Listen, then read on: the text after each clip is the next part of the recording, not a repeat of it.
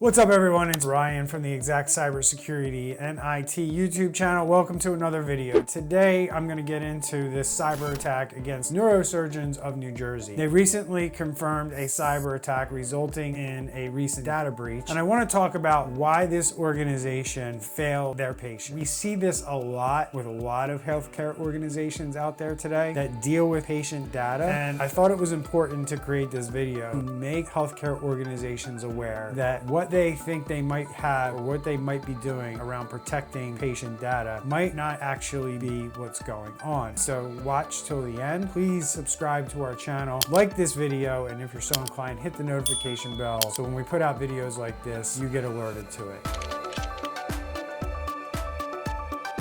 On December 4th, 2023, the Neurosurgical Associates of New Jersey, otherwise known as Neurosurgeons of New Jersey, filed a notice of data breach with the U.S. Department of Health and Human Services Office for Civil Rights after discovering a cyber attack. And in this notice, the Neurosurgeons of New Jersey explained that an unauthorized party accessed an employee's email account, giving the hacker access to patient-sensitive information, which includes their names, addresses, social security numbers, health insurance policy numbers, medical record numbers, patient account numbers, medical history, and treatment information. There's medical facilities and medical entities out there who have invested heavily into electronic health records and medical records a lot of times. Most doctors' offices that we've evaluated and audited have these in place. They're not doing things on paper anymore. Most of them are cloud-based now, and most of them come with a lot of compliance built in that a doctor's office would need. So a lot of times when they invest in these systems, they're under the belief that, hey, I purchased this system and now we keep everything in here and we're good. But a lot of times when we do an assessment and we look at the complete picture of what's going on